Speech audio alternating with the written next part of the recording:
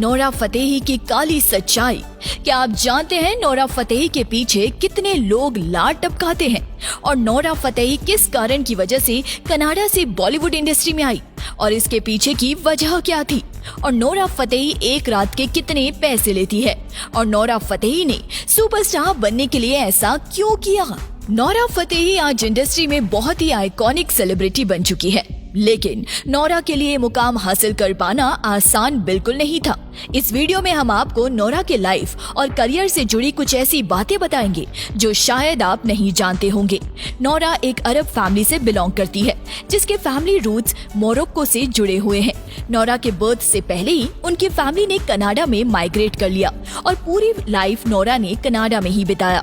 बचपन से ही नोरा को बॉलीवुड फिल्में देखना बहुत ज्यादा पसंद था और वहीं से उन्होंने रियलाइज किया कि एक हिंदी फिल्म में एक एक्ट्रेस को डांस भी करना चाहिए और एक्टिंग भी। जब भी नोरा घर पर एक्ट्रेस बनने की बात किया करती थी तो उनके पेरेंट्स उन्हें बहुत ही गुस्सा कर देते हैं और समझाते थे कि ऐसा काम हमारी फैमिली की लड़कियां नहीं करती।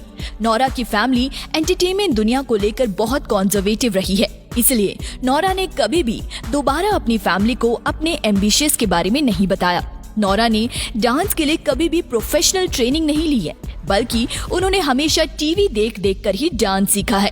नोरा ने एक इंटरव्यू में बताया था कि वो डांस में बिल्कुल भी अच्छी नहीं थी, जिसके बाद उन्हें एक बड़े आर्ट स्कूल में स्कॉलरशिप भी ऑफर हुई और तब उनके लाइफ का ये सबसे बड़ा मूवमेंट था।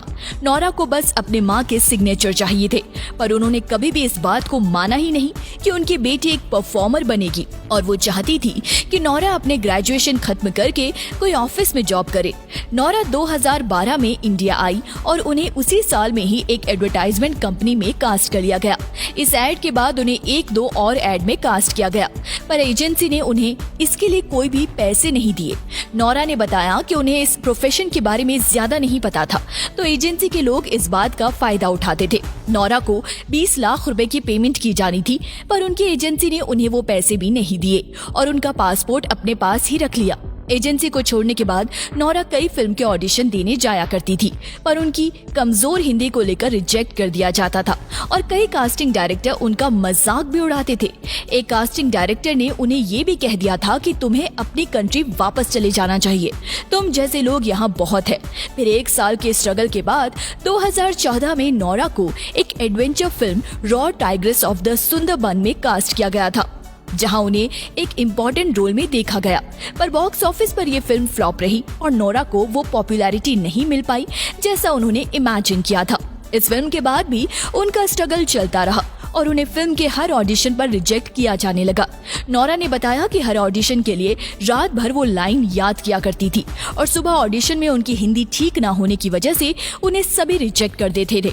उसके बाद नोरा ने साउथ इंडस्ट्री में ट्राई किया, पर वहां उन्हें सिर्फ डांस नंबर ऑफर किए गए और सब ने उन्हें ये भी कहा कि तुम्हें आइटम सॉन्ग्स नहीं करने चाहिए, क्योंकि उसके बाद सब तुम्हें एक आइटम गर्ल की तरह देखेंगे। पर नोरा को लगा कि कुछ ना करने से अच्छा है जो उन्हें ऑफर किया जा रहा है वो उसी में एफर्ट लगाए, क्योंकि लाइफ का कुछ नहीं पता कि एक सॉन्ग या फिर एक छोटा सा रोल भी आपको फ्यूचर में कहाँ ले जाए।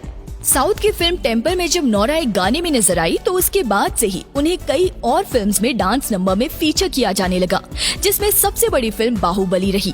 उसके बाद नोरा को बिग बॉस सीजन 9 में as a wild card entry देखा गया और ऑडियंस ने भी उन्हें काफी पसंद किया। बिग बॉस के बाद नोरा ने झलक दिखला जा में एज अ कॉन्टेस्टेंट पार्टिसिपेट किया और वहां से नोरा को बॉलीवुड से ऑफर्स आने लगे।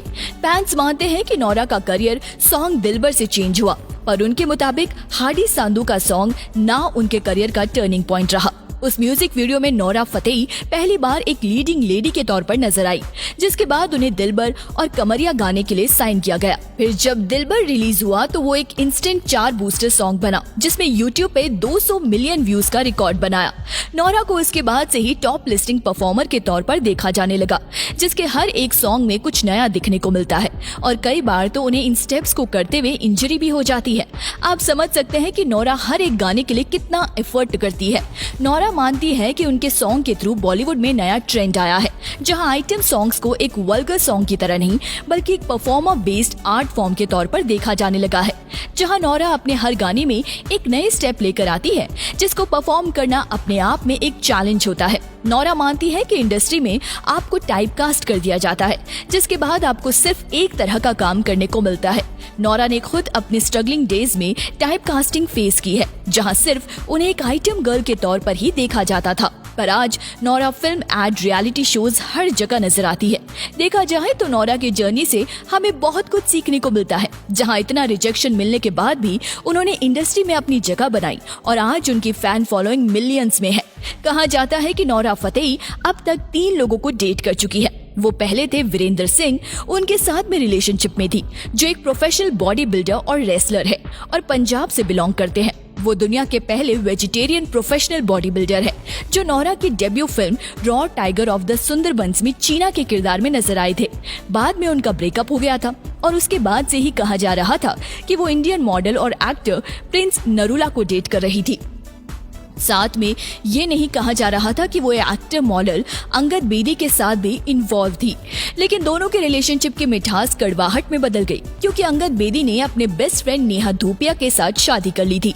उन्होंने dance reality show India's best dancer में ये भी कहा था कि नेहा कक्कड़ के बिना इंडस्ट्री अधूरी है। उन्होंने नेहा कक्कड़ के परफॉर्मेंस और सिंगिंग स्किल्स की तारीफ भी की थी और काफी सारे मीठे शब्द बोले थे और उनकी ये वीडियो सोशल मीडिया पर खूब वायरल हुई थी, जिस पर लोग उनसे सहमत नहीं थे, जिसके कारण ये बात एक नेक्स्ट लेवल पर चली गई थी, क्योंकि इस पर काफी में मीम्स बनने लगे।